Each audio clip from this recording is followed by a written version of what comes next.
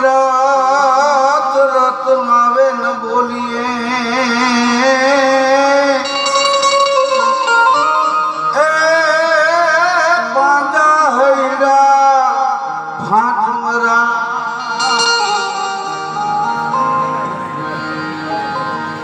ટાણું છે કારણ કે બિયારણ બધાની પાસે હોય પણ માવઠામ ન હોય. હા, નખતર બીજા રાત દી વર્ષે તોય ન થાય. દાદ બાપુનો દુહો છે. નખતર બીજા રાત દી વર્ષે તોય ન થાય પણ સ્વાતિ વર્ષે એક પળ તો એમું ગઢવી જેવા રતન નિપજાવી જાય. સર સર હંસ ન હોત બાજી ગજરાજ ન ઘર ઘર તન તન સુમતિ ન હોત પતિવ્રતા નારી ન ઘર ઘર તરુ તરુ કલ્પ ન હોત મલિયાગીરી ન બન બન ફન ફન મણિ ન હોત મુક્તા જલ ન ઘન ઘન રણ રણ સુર ન હોત જન જન હોત ન ભક્ત હરિ નર હર કવિ કવિતા સરે સબ નર હોત ન એક સરી. બધાય સરોવરમાં હંસલા ન હોય, ઘીરે ઘીરે હાથી ન હોય. હાથી જીવતા લાખનો, મર્યા પછી હવા લાખનો. પણ દલપતરામ કવિએ લખ્યું છે કે સુંદર તે છતાં સા ઉપયોગની અંધની આગળ આરસી લાવ્યો. જો ગજરાજ દિશે અતિ ઉત્તમ નિર્જનને કદી કામ ન આવ્યો. હાથી ગરીબને કામ ન હોય, ગરીબના હામૈયામાં હાથી ન હોય. હા, મરકટ કંઠ ધૈર્યો મણિહાર પ્રહાર જાણી દૂર ઉડાયો. એમ કાવ્ય કળા કરી મૂર્ખ પાસે એ તો બધિરની આગળ શંખ વગાવ્યું. મૂંગા પાસે તમે વાજિંત્ર વગાડો તો એ તો બેરો મૂંગો હોય. હા, મૂંગું ફિલ્મ જોતો એવું લાગે. હા, એક ભાઈ વાયોલિન લીધું હતું ને રાજકોટમાં, તે 1.5 વર્ષે પાડોશીએ પૂછ્યું કે વાયોલિન વગાડતા આવડી ગયું કે ના રે ના, હજી કાલ ખબર પડી કે આ ફૂંક મારવાથી ન વાગે. 1.5 વર્ષ તો વાયોલિનમાં એને ફૂંક મારી. આ કેવો આ ભૂપતભાઈ બેન્જો વગાડે. હા, નકા અમુક અમુક તો કડક કડકનો ઓકામ કૂતરું કરી ગયું એમ ખરડી ખરડી થતું હોય. હા, પણ સર સર હંસ ના હોત બાજી ગજરાજ ન ઘર ઘર તન તન સુમતિ ન હોત ખોપરે ખોપરે હારી બૂતી ન હોત પતિવ્રતા નારી ન ઘર ઘર. હમણાં એક જણો ફરસાણ વાળાની દુકાને ગયો ને કે 1 કિલો ગરમ જલેબી બનાવી દે, તો જલેબી લોટામાં જાડા ખીલાથી કાણું પાડેલું ને તો 2.5ની જલેબી થાય. બોલો કે ભાઈ આટલી બધી જાડી જલેબી કે મારે બાને ન ભાવે, થોડીક પાતળી રાખો. તો કે ઉપાડ્યું બીજા લોટામાં કાણું પાડ્યું, બીજા લોટામાં કાણું પાડ્યું. તો કે આ એ જ સાઈડની છે. ઉપાડ્યો ત્રીજા લોટામાં કાણું પાડો. હાથમાં લોટામાં કાણું પાડ્યું ને તો એ કોઈક બાજુમાં હતો એને કીધું કે ખીલો તો બદલાય, કારણ કે હવે ઈનાય ખીલાથી ફાંકા પાડે.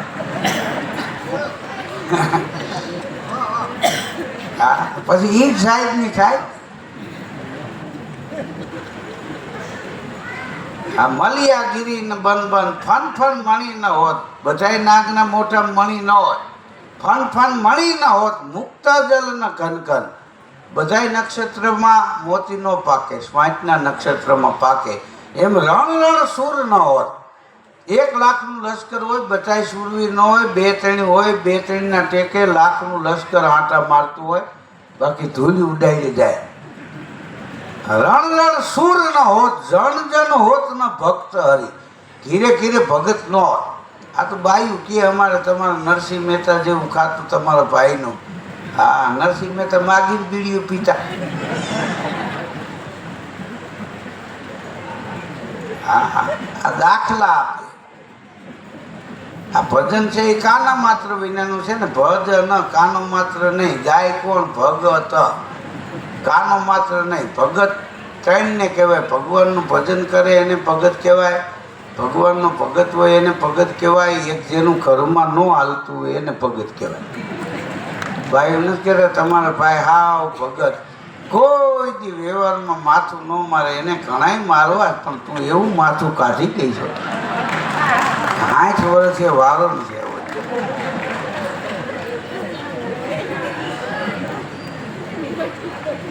હા હા,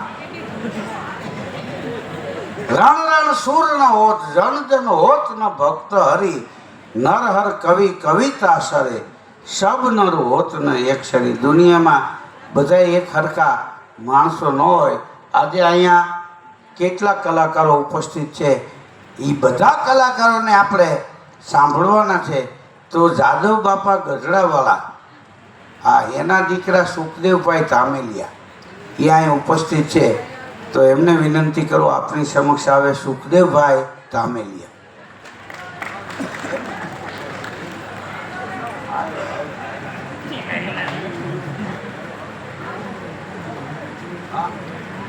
એક છોકરાની હગાઈ કરવાની હતી તો ગામમાં, હા, પછી એટલે એ પરિવારમાં હોય એને જ ગામ કહેવાય ને.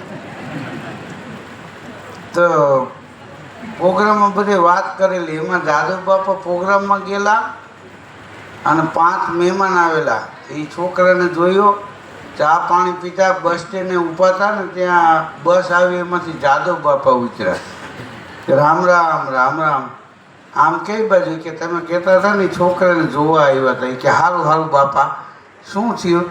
તો કે છોકરો અમને ગમતો નથી. તો જાદવ બાપા કે અમને ગમતો નથી, પણ ઘરનો છે તો વરાવવો તો ખરો. હા, તમે તો કઈ છટકી જાઓ, અમારે ક્યાં જવું? હા, એક છોકરો છોકરી જોવા ગયો ને તો છોકરી ચા આપીને રહોડામાં ગઈ, એની મા આવી ગઈ. એની માએ છોકરીને કીધું, એ બાથિયાને ના પાડી દીધી, ત્યાં હગાઈ નથી કરવી. કેમ? કે એ મને જોવા આવ્યો. બોલો કેટલા વર્ષ સુટકેસ લઈને નીકળ્યો હોય છે.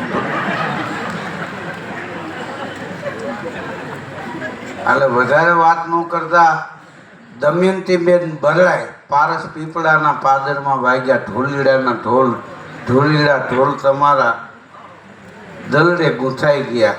એ ગીતથી પ્રચલિત થયેલા એ આપની સમક્ષ આવે છે દમયંતીબેન બરડાઈ.